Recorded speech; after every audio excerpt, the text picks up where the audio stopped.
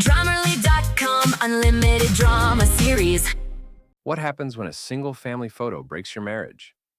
How can a moment meant to capture love instead expose secrets, ignite revenge, and end with custody orders delivered in front of the entire school parking lot? This is the story of how I lost everything: husband, child, reputation because of one joke that wasn't funny, and the husband who turned my own tricks against me. The studio lights were harsh against my skin as I adjusted Poppy's dress for the third time. At 7 years old, my daughter had the patience of a saint, but even she was starting to fidget under Theo Minton's professional photography equipment. "Mommy, when is Daddy coming back?" Poppy asked, her small voice echoing in the sterile space of Minton Photography Studio. I glanced toward the reception area where Graham had stepped out to take a work call. My husband of 9 years was an insurance adjuster, always dealing with some fraud case or another. His methodical nature, which had once attracted me, now felt suffocating. "He'll be back in a minute, sweetheart," I said, smoothing her blonde curls. "But first, Mommy has a surprise." The surprise was already walking through the studio door. Damien Lark moved with the easy confidence that had made me fall for him 12 years ago, before I'd met Graham. At 35, he still had the lean build of a model, which he was, freelancing for local photographers and small agencies. "Ione," Damien's voice was warm honey, just like I remembered. "You look incredible." Theo looked up from his camera equipment, frowning. "I'm sorry, but who is this?" The session was booked for immediate family only. I waved dismissively. "This is Damien, an old friend. I thought it would be fun to include him in a few shots. You know, show what modern blended families look like." "Ma'am, the contract specifically states—" "Oh, come on," I interrupted, feeling that familiar rush of excitement. "It's 2024. Families come in all shapes and sizes. This will be artistic, bold." Damien stepped closer, his cologne mixing with the chemical smell of the photography chemicals. "I can pay for the extra time," he said, pulling out his phone. "How much do you charge for extended sessions?" Theo hesitated, clearly uncomfortable. "It's not about money, it's about the contract terms and— 200 extra, I said quickly. "I'll cover it." That wasn't entirely true. I'd withdrawn $800 from our joint account yesterday, telling Graham I needed it for Christmas shopping. 400 was for Theo's extra time and equipment. The other 400 was Damien's modeling fee, payment I'd promised him when I'd called him 3 days ago with this idea. Graham walked back into the studio just as Damien was shaking hands with Theo. My husband stopped mid-step, his face cycling through confusion, recognition, and something darker. "What's going on?" Graham's voice was carefully controlled, the way it got when he was processing insurance fraud. "Surprise," I said brightly. "I thought we'd make this session really special. Damien's going to be in a few shots with us. You know, show how mature and modern we are." Graham's jaw tightened. "Ione, can I speak with you privately?" "We're on the clock here, honey," I said, gesturing to the expensive lighting setup. "Theo's time is valuable. I really think we should discuss—" "Graham," I said, my voice taking on that patient tone I used when he was being difficult. "You're blocking the light. Could you step aside for a few shots? We can get some beautiful photos of different family combinations." The silence in the studio was deafening. Even Poppy sensed the tension, moving closer to her father's leg. "Step aside," Graham repeated slowly. "Just for a few shots," I said, already positioning myself next to Damien. "Poppy, come here, sweetheart. Let's show Daddy how photogenic we are." Theo cleared his throat. "Maybe we should take a short break and—" "No breaks," I said firmly. "I want to capture this moment exactly as it is." What I didn't notice was how Graham's face had gone completely blank. What I didn't see was how he moved to the edge of the studio near the door, watching everything with the same expression he wore when reviewing suspicious insurance claims. What I didn't hear was the studio's audio system recording every word. Damien's hand settled on my waist as Theo reluctantly began snapping photos.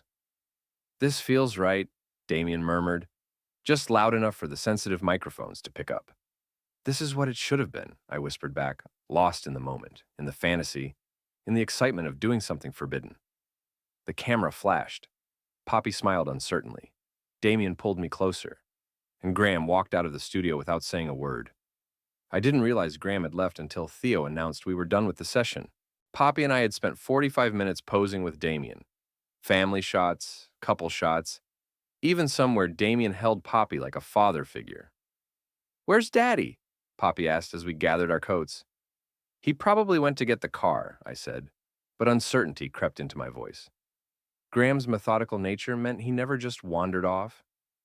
Damien helped Poppy with her jacket, and I felt a familiar flutter.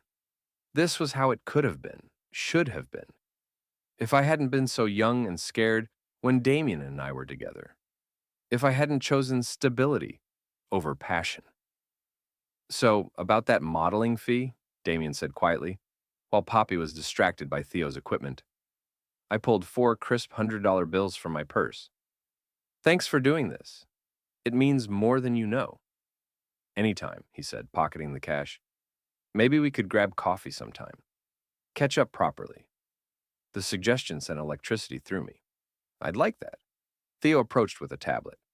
"Mrs. Sable, I need you to sign an addendum to the contract, since we deviated from the original terms." "What kind of addendum?"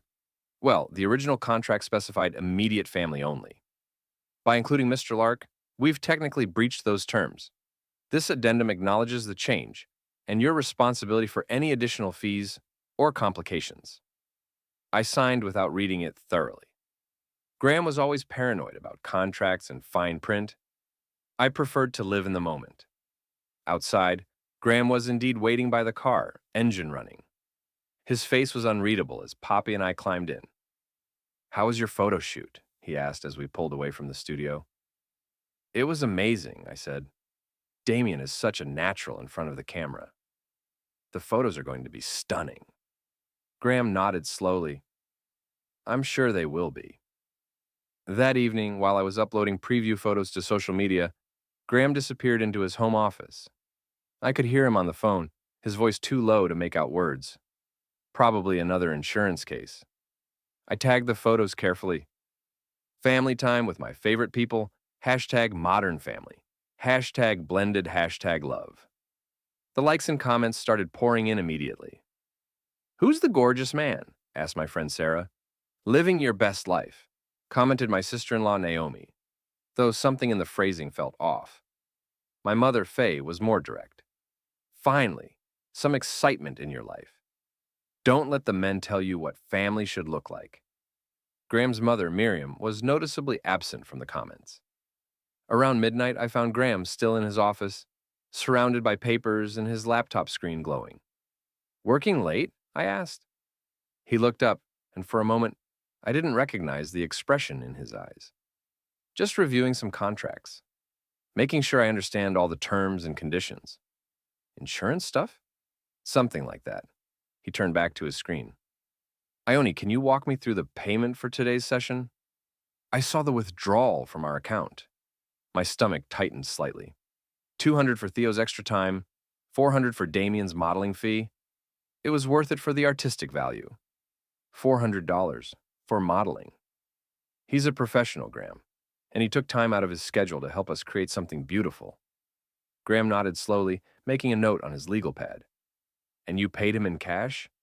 "It's easier that way. No tax complications for him." "Right, no paper trail." Something in his tone made me defensive. What's that supposed to mean? "Nothing. Just making sure I understand the expenses." He closed his laptop. "I'm going to bed." But he didn't go to bed. Through the thin walls of our apartment, I could hear him on the phone again, his voice a low murmur that continued past 2 a.m. The next morning, I found a printed copy of our photography contract on the kitchen counter with one line highlighted in yellow. "Session limited to immediate family members only. Additional participants void warranty and may result in breach of service terms." "Graham?" I called, but he was already gone for work. My phone buzzed with a text from Damien. "Coffee today? I can't stop thinking about yesterday." I stared at the message, then at the highlighted contract, then back at the...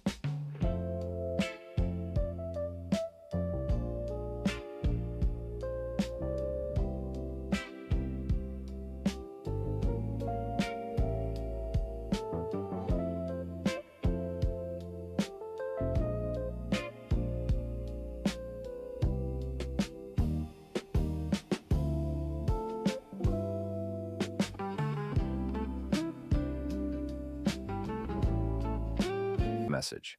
I typed back, yes, 2 p.m. at Grind Coffee, downtown. I deleted the text thread and slipped the phone into my purse. Some conversations were better had in person. The coffee shop was busy enough to provide cover, but quiet enough for intimate conversation. I arrived first, choosing a corner table where we wouldn't be easily seen from the street. Damien slid into the seat across from me, that familiar smile playing at his lips. You look nervous. Graham's been asking questions about the money, I said, stirring my latte unnecessarily. What kind of questions? The kind that make me remember why I married an insurance investigator instead of an artist. Damien laughed. He can't be that suspicious. You paid me for legitimate modeling work. $400 for an hour of posing? I'm worth it, he said, reaching across to touch my hand. Besides, it wasn't really about the money, was it? The touch sent familiar electricity up my arm. What was it about? Seeing what we could have been, what we still could be. I should have pulled my hand away. Should have remembered that I was married, that I had a daughter, that I had responsibilities. Instead, I let him trace patterns on my palm while we talked about old times, shared dreams, the life we'd never built together. What I didn't notice was the ATM camera across the street, positioned perfectly to capture our table through the coffee shop's large windows. What I didn't know was that Graham had requested the footage from his insurance contacts, citing suspicious financial activity on our joint account. What I didn't realize was that Damien's deposit slip from the next day, $400 cash into his Wells Fargo account, would create a perfect paper trail when subpoenaed. I should go, I said finally, though I made no move to leave. Should, Damien repeated. That's always been your problem, Ione.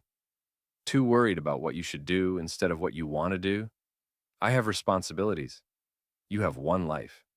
Are you really going to waste it being Graham's perfect insurance wife? The question haunted me all the way home, where I found Graham in the kitchen, making Poppy's lunch for school the next day. How was your coffee? He asked without looking up. My blood froze. What coffee? You mentioned meeting Sarah for coffee this afternoon. Had I? I couldn't remember what lie I'd told. Oh, right, it was good. We talked about the photos.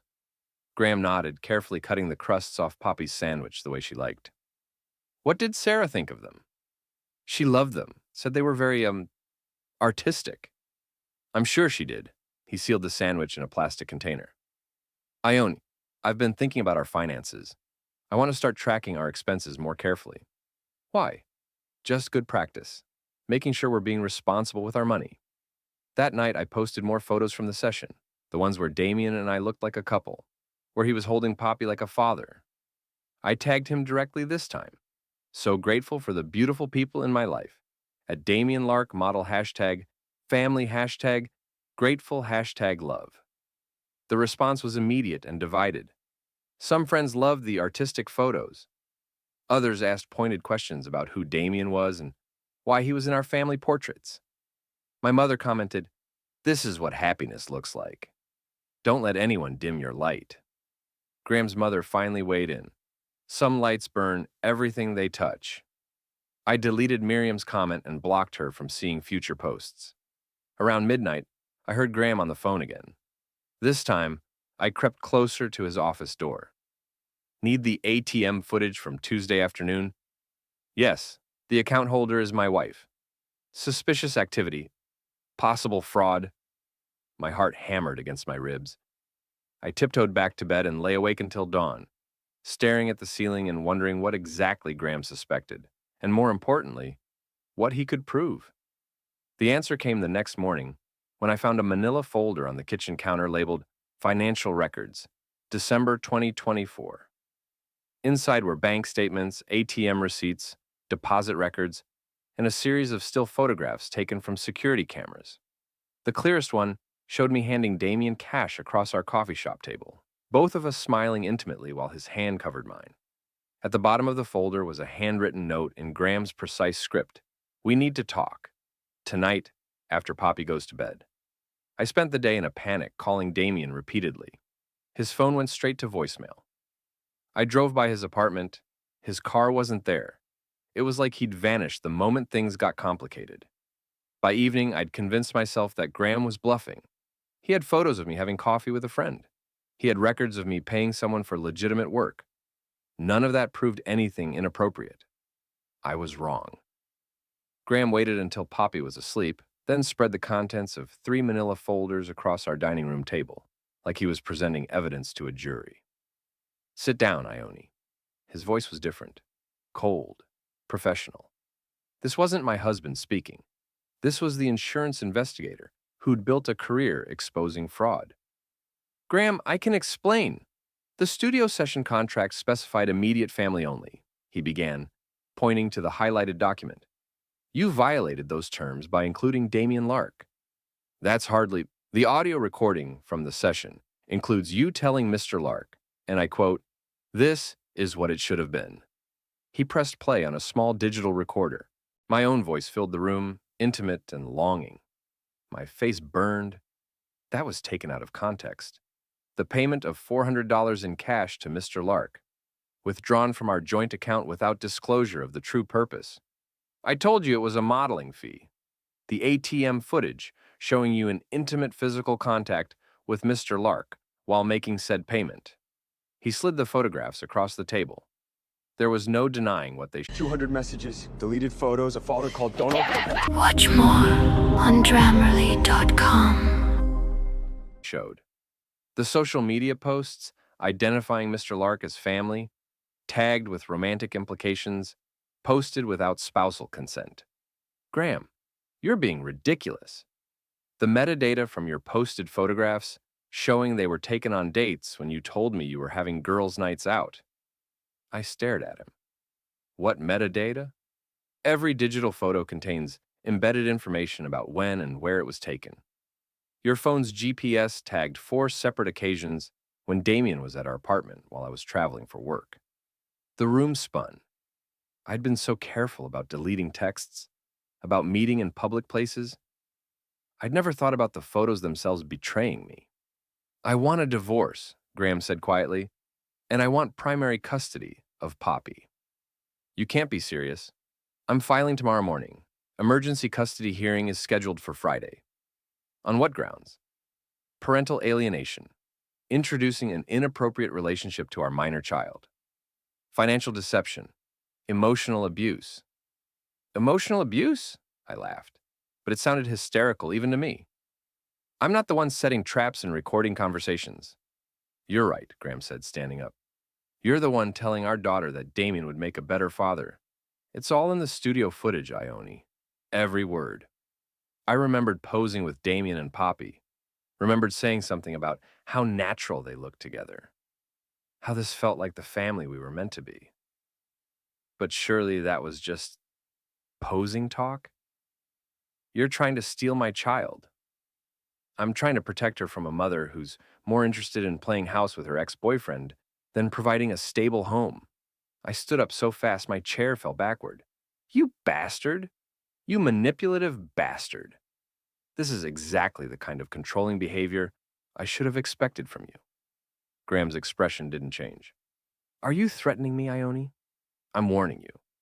If you try to take Poppy away from me, I'll tell everyone what you're really like. How you spy on your own wife. How you set traps. How you're emotionally abusive and controlling. I see. He pulled out his phone and stopped a recording app. Thank you for that. You were recording me?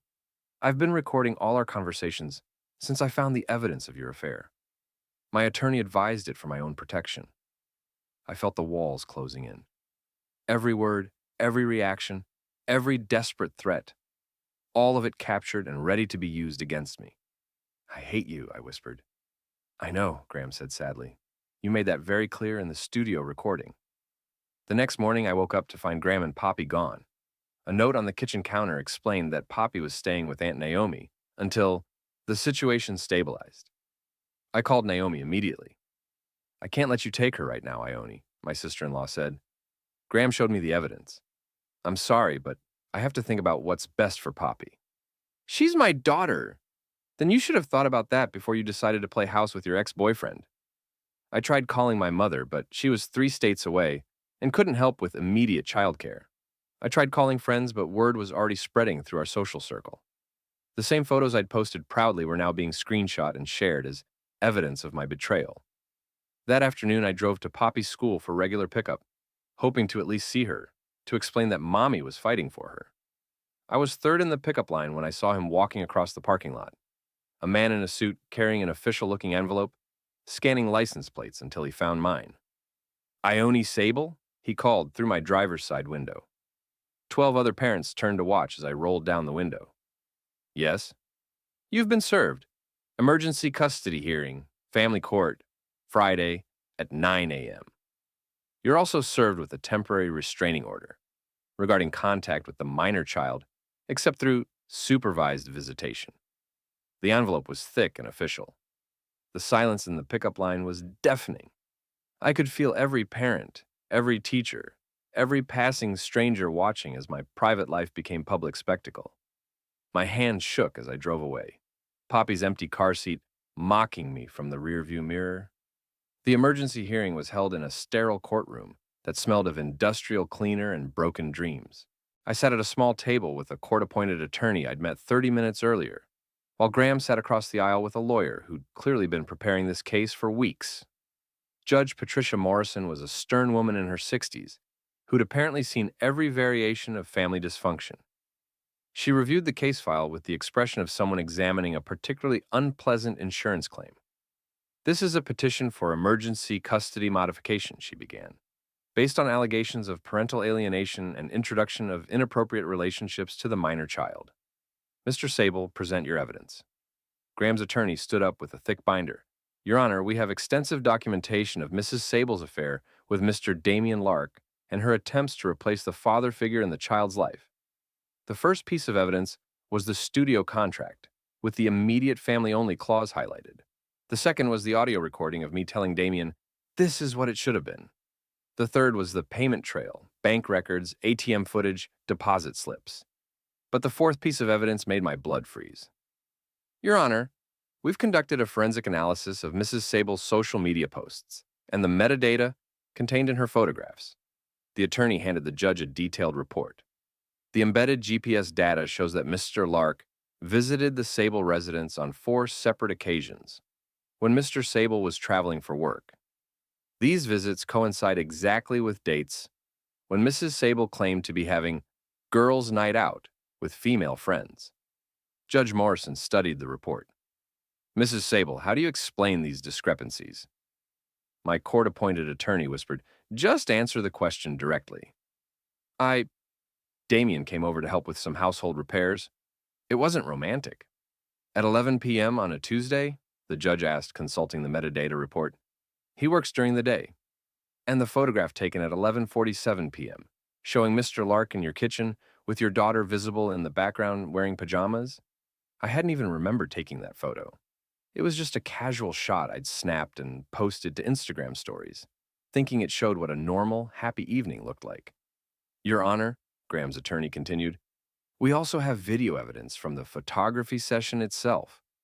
A large monitor was wheeled into the courtroom. The judge watched 45 minutes of studio footage that I'd completely forgotten was being recorded. There I was, directing Damian to hold Poppy like a father, telling him to kiss my cheek for a romantic family shot, laughing about how Graham was too uptight for this kind of artistic expression. Worst of all, there was a moment where Poppy asked, is Damian going to be my new daddy? And I'd responded, wouldn't that be nice, sweetheart? I didn't remember saying it. In the moment, caught up in the fantasy and excitement, it had felt like harmless play acting. But watching it on a courtroom monitor, with a judge taking notes, it looked like deliberate parental alienation. Mrs. Sable, Judge Morrison said when the video ended, can you explain what you meant when you told your daughter that Mr. Lark would make a good father figure? We were just posing. It was pretend. But you paid Mr. Lark $400 for this pretend session? He's a professional model. And you've been in contact with him outside of this photography session? My attorney squeezed my arm, warning me to be careful. But the judge was staring at me with those piercing eyes, and I felt compelled to defend myself. We're friends, old friends. There's nothing wrong with maintaining friendships. Friendships that involve lying to your spouse about your whereabouts and introducing romantic partners to your child as potential replacement fathers. That's not what happened. Mrs. Sable, I've reviewed the evidence. The metadata doesn't lie. The bank records don't lie.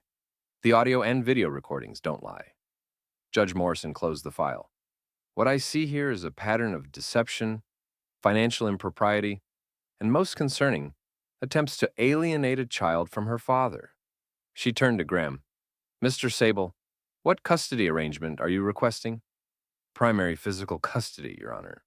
Supervised visitation for Mrs. Sable, pending completion of a psychological evaluation and parenting classes. Mrs. Sable, do you have any evidence to present in your defense? My attorney whispered urgently in my ear, but I couldn't focus on her words. The courtroom felt like it was spinning. I'm a good mother, I said finally. I love my daughter. I would never hurt her. I'm sure you believe that, Judge Morrison said. But good intentions don't excuse poor judgment. The evidence shows a pattern of behavior that puts your personal desires ahead of your child's emotional stability. She made notes on her legal pad, then looked up. Emergency custody is granted to Mr. Sable. Mrs. Sable will have supervised visitation twice per week, 2 hours per session, at the County Family Services Center. Both parents are ordered to attend co-parenting counseling. Mrs. Sable is specifically ordered to cease all contact with Mr. Lark and to refrain from posting any images of the minor child on social media, pending the final custody hearing. The gavel came down like a gunshot. I sat in stunned silence as Graham and his attorney gathered their evidence binders. My daughter was gone. My marriage was over. My reputation was destroyed. And Damien still wasn't answering his phone. The supervised visitation center was a beige nightmare of institutional furniture and security cameras. Every Tuesday and Thursday, I sat in a monitored room while Poppy played with donated toys and asked questions I couldn't answer. When can I come home with you, Mommy? Why do I have to live with Daddy and Aunt Naomi now? Where is Damien? I thought he was going to be my new daddy. That last question broke something inside me.